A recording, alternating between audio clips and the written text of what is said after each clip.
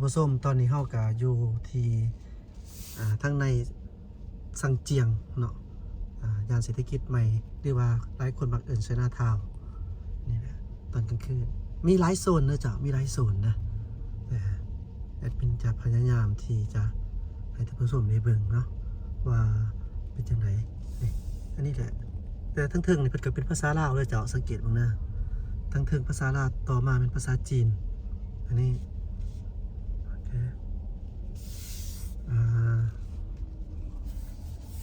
ส่วนเบื้องนั้นก็มีเจ้ามีเด้อเบื้องนั้นก็มีหลาย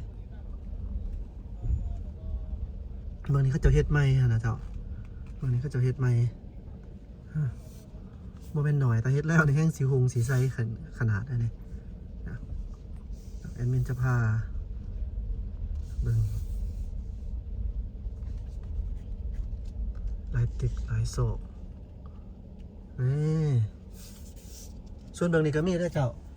แอดมินจะพยายามให้ท่านผู้ชมในเบื้องในลายบอลนะเพื่อเป็นแบบว่าเพื่อผู้ที่อยากเห็นนะเจ้า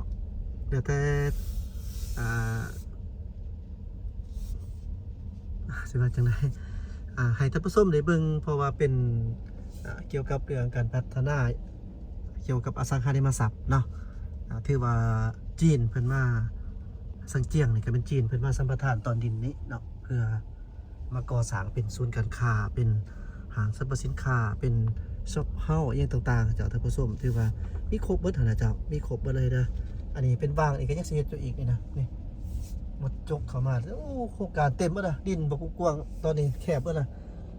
แคบเบิดเลยเด้นี่บ่แม่นง่ายเจ้าท่านผู้ชมพี่ลึกขนาดเนาะเพิ่นสร้างเลยนะพัฒนาสมว่าเพิ่นมาอยู่อันนี้เพิ่นจังว่าสร้างแท้เนาะอันนี้ก็ก่อตั้งแม้ว่ากำลังจะเริ่มให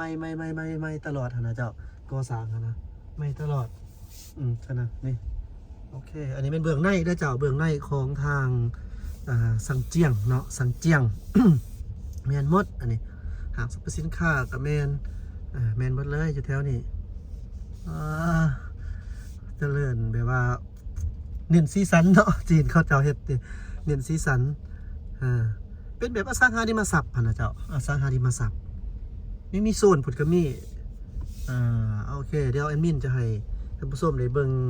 อยู่จุดเขตภายนอกที่จริงแล้วนี่ไปโซนผุดเขายังบ่ทันได้ไปจ้ะท่านผู้ชมเขายังบ่ได้ไปแต่ว่าไปมันเห็นสังเกตว่ารถมันหลายเนี่ยบ่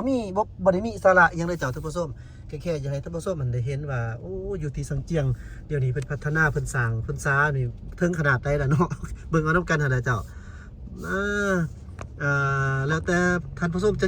จะว่าแนวไหนเนาะจะว่าไซน่าสิว่าเป็นจังได๋บ่ทราบจะอธิบาย ก็ไซน่าทาวน์เนาะอยู่ไสก็มีเบิดประเทศไซน่าทาวน์ที่จีนเพิ่นลงไป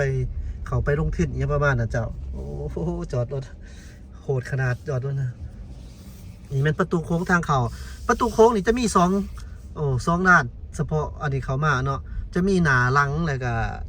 ข้างก็มีเดี๋ยวนี้ข้างเพิ่นอันขยายกว้างออกไปอีกได้ขยายกว้างออกไปหลายมีทุกซอยทุกคอมทุกซอยนะเจ้าท่านผู้ชมทุกคอมทุกซอยเลยนะนี่เนาะยอมรับว่าสร้างตลอดนะ อันนี้ระยะจักปีบ่ละสังเจียงที่เพิ่นเฮ็ดมานี่นะทั้งซ้ายมือทั้งขวามือมีครบเบิดเลยเจ้าท่านผู้ชมยังบ่นี่แม่นเฮาออกจากสังเจียงเนี่ยออกมาทางหน้านี่ส่วนว่าอันโครงการอยู่ต่อไปพุ่นก็แม่นว่าเป็นของทางเพิ่นเซาพื้นที่ยังต่างๆปลูกสร้างฉะนั้นก็ได้แบบว่าก็เป็นนอกเนื้ออยู่ในขอบเขตของสังเจียงเอาสิซะ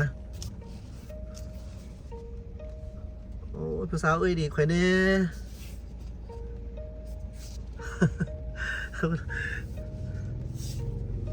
เอาเบิ่งพังนี่ก่อนเนาะผสมกับเอาก็ให้ถ้าผสมในเบิ่งแบบนี้ก่อนนี่เข้าไปโอ้ยจะสะอ่อนเนาะเจ้าสะอ่อนนี่ดิ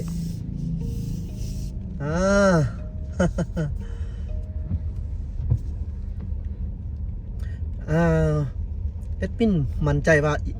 50 ปีนี่ ประเภทพวกสิ่งก่อสร้างจะท้าแน่นขึ้นกว่านี้อีกหลายเท่าตอนนี้เฮาเห็นโครงสร้างกำลังก่อสร้างกันอยู่เนาะฉะนั้นมันก็ยังบ่ทันได้สำเร็จเสร็จสิ้นอยู่จุดที่เฮาอันนั้นน่ะเจ้าท่านผู้ชมเฮายังบ่ทันได้ไปเป็นไผที่ติดตาม2แอดมินแม่นว่าจะเห็นเส้นทางที่เฮาไปออกทางดงหน้าทองน้องพญาถนนตัดใหม่อย่างต่างๆหั่นน่ะเจ้าท่านผู้ชมแบบนั้นนะถือว่ามีหลายโครงการเพิ่นน่ะนี่เนาะเบิ่งเคนขึ้นเจ้านี่ล่ะคือการสร้างสาเกี่ยวกับทางด้านอสังหาริมทรัพย์นี่นะเนาะเจ้าก็จะประมาณนี้สร้างยังบ่แล้วก็มีฉะนั้นก็นี่ยังสร้างบ่แล้วเนาะยังแม่ฉะนั้นก็ให้ท่านผู้ชมรับรู้เนาะว่าเป็นแบบนี้ว่ามีแบบนี้หั่นนะเจ้าโอเคอันนี้ไฟแดงอยู่นี่เฮามาหลายเทื่อแล้วยังบ่ทันเห็นว่ามีปัวแปลงยังหั่นนะเจ้าสับสนเด้อครับรถนี่ก็นี่แหละทางไปนี่แม่นเบิดนี่เจ้าขอบเขตได้แอดมินขออนุญาตบอกว่าอยู่ในรัศมีมณฑลนะเจ้าประมาณ1กิโลเมตร